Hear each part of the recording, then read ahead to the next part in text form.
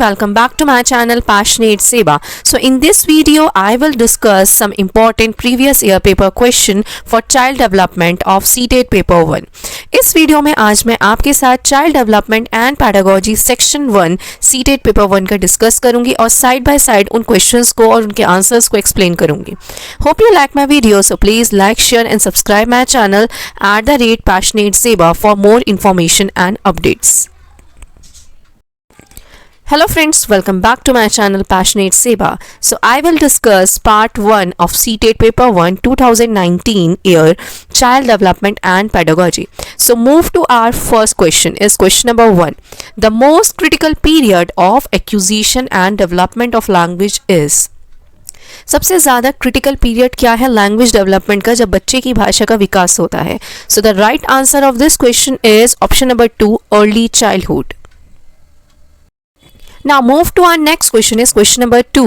Which of the following is a stage of moral development proposed by Lawrence Kohlberg? In stages में से कौन सी एक stage है जो लॉरेंस कोहलबर्ग ने मॉरल डेवलपमेंट के बारे में काफ़ी यूजफुल बताई है? So the right option of this question is option number 2. The social contract orientation stage is a moral development which was proposed by Lawrence Kohlberg. Move to our next question is question number 3. During classroom discussion, a teacher often pays more attention to boys than girls. जब classroom में discussion हो रहा होता है तो उस time पे जो टीचर है वो ज़्यादा फोकस करती है बॉयज़ पे एक्सेप्ट गर्ल्स को. तो ये जो एक एग्जाम्पल है ये किसका एग्जाम्पल है? Gender identity, gender relevance, gender constituency या जेंडर बायसनेस. तो मेन फोकस जो टीचर का है वो बॉयज़ पर है, नॉट गर्ल्स पर. So this is an example of gender biasness कि टीचर जो है बाइस है कि वो लड़कों को ज़्यादा एम्फेसाइज कर रही है एक्सेप्ट गर्ल्स के. So option number 1 is the right answer of this question. Now move to our next question is question number 4. Which of the following is an effective strategy to reduce children gender stereotyping and gender role conformity?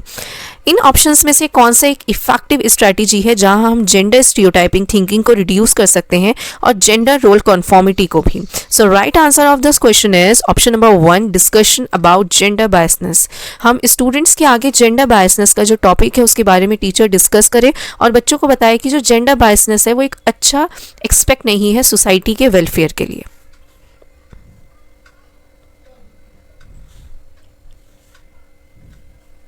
Now move to our next question is question number 5. Which of the following theorists, while viewing children as active seekers of knowledge, emphasize the influence of social and culture context on their thinking? कौन से ऐसे psychologist हैं जिन्होंने ये कहा है कि बच्चे की लाइफ पे उस पर सोशल और कल्चर एनवायरनमेंट का इन्फ्लुएंस होता है? So right answer of this question is option number 2, Lev Vygotsky. Because Lev Vygotsky gave the social culture theory of development. Now move to our next question is question number 6. While working on a jigsaw puzzle, 5 years old Najma says to herself, where is the blue piece? No, not this one, darker one that would go here and make this shoe. This kind of talk is referred to Vygotsky by. Vygotsky ने इस type की talk को क्या कहा है? So right answer of this question is option number 1, private speech, जहाँ बच्चा अपने थॉट्स को खुद ही डायरेक्ट करता है. सो Vygotsky talked about that in this stage, private speech is used by the child to direct herself or himself. Now move to our next question is question number 7. Giving clues to children and offering support as when needed is an example of. So right answer of this question is option number 4, scaffolding. Vygotsky ने अपने social culture theory में ये suggest किया है कि बच्चे को हमेशा किसी एक गाइडेंस और सपोर्ट की नीड होती है. तो गाइडेंस और सपोर्ट की जो उसको नीड होती है ताकि वो अच्छा अपना काम जो है अच्छे से कर सके. तो ये जो एक कंसेप्ट है ये है स्कैफोल्डिंग का कंसेप्ट, जहाँ हम बच्चे को किसी एक एडल्ट पर्सन के द्वारा सपोर्ट और गाइडेंस देते हैं जिससे बच्चे अपनी लर्निंग अच्छे से उस चीज़ को कैटर कर सके और वो अपने कंफर्ट जोन से निकल सके. Now move to our next question is question number 8. Which of the following behaviors characterize the concrete operational stage as proposed by Jean Piaget? Concrete operational stage में जीन पियाजे ने किस बिहेवियर को categorise करा है? ऑप्शन 1, हाइपोथेटिकल डिडक्शन रीजनिंग और proportional thought. Option 2, conservation class inclusion. Option C, deferred imitation object permanence. Option 4, make believe play and irreversibility of thought. So Jean पियाजे ने कंक्रीट ऑपरेशनल स्टेज में conservation और class inclusion के बारे में बात करी है, जहां वो ये बताते हैं कि बच्चे के अंदर लॉजिकल थिंकिंग डेवलप होता है और side by side conservation thinking भी डेवलप होती है, जहां वो शेप्स और साइजेस को समझता है. Now move to our next question is question number 9. Which of the following is Piaget construct in the context of cognitive development of children? Piaget ने अपनी cognitive development theory में किस term का use किया है? So the right option of this question is option number 1, schemas. Now move to our next question is question number 10. Primary objective of assessment should be. आकलन का प्राथमिक उद्देश्य क्या होना चाहिए? जो आकलन है उसका प्राथमिक उद्देश्य ये होना चाहिए कि बच्चे के जो कंसेप्ट्स हैं उनके कंसेप्ट्स क्लैरिटी से उसको समझ में आए और कोई उन्हीं कंसेप्ट्स में कोई कंफ्यूजन नहीं होनी चाहिए चिल्ड्रंस और स्टूडेंट्स को. So right option of this question is option number 2, understanding children clarity and confusion about the related concepts. तो मेन ऑब्जेक्टिव असेसमेंट का ये है कि बच्चों के जो कंसेप्ट्स हैं उनको क्लियर करना एंड साइड बाय साइड उनकी कंफ्यूजन को रिमूव करना. Now move to our next question is question number 11. Which of the following statement about intelligence is correct? निम्नलिखित कथनों में से कौन सा बुद्धि के बारे में सही सिद्धांत है? So the right answer of this question is option number 4 कि intelligence is a multi-dimensional and a set of complex abilities. बुद्धि जो है बहुआयामी है और इसमें जटिलता योग्यताओं का एक समूह भी होता है.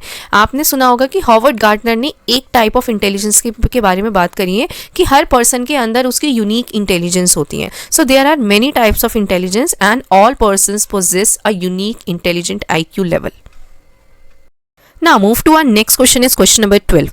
Ruhi always think of multiple solutions to a problem, many of which are original solutions. Ruhi is displaying characteristics of AN. Roohi basically एक गर्ल है जो मल्टीपल सॉल्यूशंस ढूंढती है किसी भी प्रॉब्लम को सॉल्व करने के लिए और जितने भी उसके प्रॉब्लम्स के सॉल्यूशंस होते हैं वो सारे उसके ओरिजिनल सॉल्यूशंस होते हैं. तो रूही जो है किस टाइप की कैरेक्टरिस्टिक्स को डिस्प्ले कर रही है? So the right answer of this question is option number 1, creative thinker. Roohi क्या है, उसके अंदर जो कैरेक्टरिस्टिक्स है वो सृजनात्मक है, वो क्रिएटिवली किसी भी प्रॉब्लम को मल्टीपल सॉल्यूशंस में सॉल्व करती है. Now move to our next question is question number 13. In a situation of less participation of students belonging to a deprived group in teaching, learning process a teacher should be. एक classroom में जहाँ कुछ students middle class के हैं, कुछ students rich class के हैं और कुछ स्टूडेंट्स पुअर हैं, तो ऐसी क्लास में टीचर को किस टाइप की टीचिंग मेथड्स या टीचिंग लर्निंग प्रोसेस का यूज़ करना चाहिए? So right answer of this question is option number 4, reflect on her own teaching and find ways to improve student involvement. Teacher को इस तरीके से एक्टिविटीज़ का कंडक्ट करना चाहिए जिससे जितने भी स्टूडेंट्स हैं क्लास में वो सब इक्वली पार्टिसिपेट कर सकें उस एक्टिविटी में और जिससे उनके कंसेप्ट भी क्लियर हो स्टूडेंट्स के. So right answer of this question is option number 4. Move to our next question is question number 14. In an inclusive classroom, a teacher dash individualized education plan. एक समावेशी शिक्षा में टीचर को किस तरीके से विशिष्ट शैक्षिक योग्यताओं का यूज करना चाहिए? So the right answer of this question is should actively prepare. Move to our next question is question number 15. The primary characteristic of children with dyslexia include. Dyslexia is a reading disorder in which the child is able to read D. Influence of B. Dyslexia क्या है? एक reading disorder है, एक पठन की जो है अयोग्यता है जहाँ जो बच्चा है वो ठीक से किसी भी वर्ड को फ्लुएंटली रीड नहीं कर पाता. So the right option of this question is option number 3, inability to read fluently, धरा प्रवाह पढ़ने में अक्षमता. Now move to our next question is question number 16. The concept of inclusive education as advocated in the Right to Education Act 2009 is based on.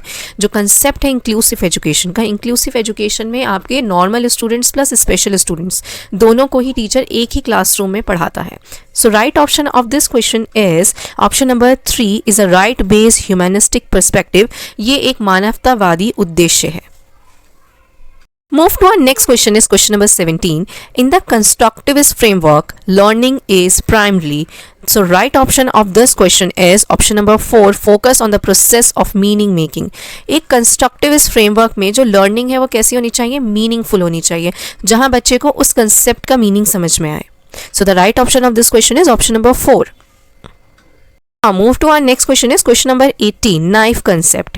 Knife concept is the most important topic for CTET paper 1 and CTET paper 2 in the child development and pedagogy section.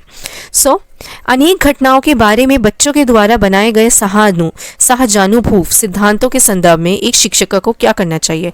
अगर बच्चों के mind में कोई भी जो concept है वो गलत है या अधूरी उसकी इन्फॉर्मेशन है तो टीचर को सही इन्फॉर्मेशन जो है स्टूडेंट को प्रोवाइड करनी चाहिए। सो the right option of this question is option number 4, should be challenge by presenting counter evidence and examples. जो टीचर है उसे एग्जाम्पल्स और एविडेंस के द्वारा बच्चों को समझाना चाहिए और उनके जो गलत कंसेप्ट है उनको क्लियर करना चाहिए। Move to our next question is question number 19. Child-centered pedagogy promotes. Child-centered pedagogy always promote and giving primacy to the children experiences. तो option number 2 is the right answer of this question. Child-centered pedagogy basically focus करती है student की learning और उनकी recognition पर। Move to our next question is emotions and cognition are dash to each other. जो emotions और cognition है वो interwoven है एक दूसरे के साथ। So right option of this question is option number 3. Move to our next question is question number 21. Which of the following statements about learning is correct from a constructive perspective? In statement से कौन सी statement जो हमारी correct है learning perspective में। सो the right answer of this question is option number 4, learning is a process of construction of knowledge by active engagement. अधिगम क्या है? अधिगम एक सक्रिय क्रिया है जहां ज्ञान की संरचना उद्गय होती है। Now move to our next question is question number 22. Presenting students with clear examples and non-examples is an effective way to encourage conceptual change. अगर हम स्टूडेंट्स को एग्जाम्पल्स या नॉन एग्जाम्पल्स के थ्रू टीच करेंगे तो बच्चों के जो कंसेप्ट्स हैं वो क्लियर होंगे, उनको बहुत अच्छे से कोई भी टॉपिक या कोई भी लेसन समझ में आएगा। So the right option of this question is option number 1. It is an effective way to encourage conceptual change. Now move to our next question is question number 23. Repeatedly asking children to engage in learning activities either to avoid punishment or to gain a reward. बच्चों को अधिगम गतिविधियों में भागीदारी करने के लिए लगातार पुस्तक देना व दंड का प्रयोग करने से उन पर क्या प्रभाव पड़ता है। So the right option of this question is option number 4. It decreases children natural interest and curiosity involved in learning. अगर क्लासरूम में टीचर बार बार बच्चों को उत्साहित करेगी और उनसे ये कहेगी कि आप अगर ये काम करेंगे या इस एक्टिविटी में पार्टिसिपेट करेंगे तो आपको मैं पुरस्कार दूंगी, अवार्ड दूंगी या सर्टिफिकेट दूंगी। अगर टीचर बार बार बच्चों को इस तरीके से फोर्स करेगी तो बच्चों के अंदर जो उनकी नेचुरल क्यूरियोसिटी या जो उनका नेचुरल इंटरेस्ट है किसी भी एक्टिविटी में एंगेज होना वो नहीं हो पाएगा। सो इट इज़ बैड कि बार बार जो टीचर है वो बार बार बच्चों को जो है एक्सट्रिंसिक मोटिवेशन ना दे जब तक बच्चों के अंदर उस कार्य को करने के लिए इंट्रिंसिक मोटिवेशन ना हो। Move to our next question is question number 24. Which of the following practices promote meaningful learning? कौन सी ऐसी practices हैं जो promote करती हैं meaningful learning, सार्थक अधिगम? सार्थक अधिगम को कौन बढ़ावा देता है? ऑप्शन नंबर 1 शारीरिक दंड, ऑप्शन नंबर 2 सहयोगात्मक अधिगम प्रावरण, ऑप्शन नंबर 3 सतत एवं समग्र मूल्यांकन या ऑप्शन 4 निरंतर तुलनात्मक मूल्यांकन। सो the right answer of this question is option number 2 सहयोगात्मक अधिगम प्रावरण एंड सतत एवं समग्र मूल्यांकन जो है सार्थक अधिगम को बढ़ावा देता है। Move to our next question is question number 25. How can teacher facilitate understanding of complex concept in children? Classroom में टीचर बच्चों के डिफ़िकल्ट कंसेप्ट को किस तरीके से क्लियर कर सकती है? टीचर अलग अलग टीचिंग मेथड्स का यूज़ करके बच्चों के कंसेप्ट्स को क्लियर कर सकती है। So the right option of this question is option number 4 by providing opportunities for exploration and discussion. Discussion and exploration method is the best method to change and to teach to understand the concept of the students. Discussion method का use करके teacher अपनी पूरी classroom में उस topic को discuss कर सकती है जिससे जो बच्चे हैं उनके क्लियर होंगे concept. Move to our next question is question number 26. एक प्राथमिक विद्यालय की अध्यापिका बच्चों को एक प्रभावशाली समस्या समाधानकर्ता बनने के लिए किस प्रकार प्रोत्साहित कर सकती है? So right option of this question is option number 4. वो बच्चों में सहानुभूति का अनुमान लगाने के लिए प्रोत्साहित करके उसी पर आधारित विचार मंथन कर सकती है। Move to our next question is question number 27. In which of the following periods does physical growth and development occur at a rapid pace? किस एज में जो बच्चे का शारीरिक विकास है वो दुगना होता है? So the right option of this question is option number 1 infancy and early childhood. Infancy 0 to 2 years and early childhood is 3 to 6 years. इन दोनों स्टेजेस में जो बच्चे की फिजिकल डेवलपमेंट है उसका शारीरिक विकास है वो दुगना होता है। To our next question is question number 28. Which of the following is not a principle of development? निम्नलिखित में से कौन सा विकास का सिद्धांत नहीं है? So the right option of this question is option number 4, development is universal and culture context does not influence on it. Development is interrelated and growth is a quantitative change, not a qualitative change. Now move to our second last question is question number 29. The primary cause of individual variation is. व्यक्तिगत भिन्नताओं का प्राथमिक कारण क्या है? आपको पता है कि हर इंडिविजुअल की अपनी खुद के अंदर इंडिविजुअल डिफरेंसेस होते हैं. हर बच्चे की अपनी अलग एबिलिटीज़ होती हैं और उसका इंटरेस्ट अलग होता है. किसी बच्चे को मैथ्स पढ़ना अच्छा लगता है, किसी बच्चे को इंग्लिश पढ़ना अच्छा लगता है, या किसी बच्चे को सोशल स्टडीज़ पढ़ना अच्छा लगता है. तो सबका जो इंटरेस्ट है वो मेनली इन पर डिपेंड करता है इंडिविजुअल डिफरेंसेस से. सो जो प्राइमरी कॉज है इंडिविजुअल वेरिएशंस का वो क्या है? So the right option of this question is option number 4, the complex interplay between the heredity and environment. अनुवांशिकता और पर्यावरण की वजह से ही हर बच्चे के अंदर इंडिविजुअल डिफरेंसेस होते हैं और हर बच्चे का इंटरेस्ट अलग होता है. Last question of this video is Question number 30. Which of the following are examples of secondary socializing agency? निम्नलिखित में से कौन सा द्वितीयक समाजीकरण एजेंसी का उदाहरण है? So the right answer of this question is option number 3, school and family. जो प्राइमरी सोशलाइजिंग एजेंसी है वो है आपकी फैमिली और सेकेंडरी में आपके स्कूल और मीडिया आ जाते हैं. So the right option of this question is option number 3, school and media. अगर आपको इस मेरी वीडियो का कंटेंट पसंद आया हो तो प्लीज़ इस वीडियो को लाइक करें, शेयर करें और सब्सक्राइब करें. और साइड बाय साइड मैं इस वीडियो के जो नोट्स है वो मैं अपने टेलीग्राम चैनल पे अपलोड करूँगी. So hope you like my video and follow my Telegram channel passionate saver Zaki.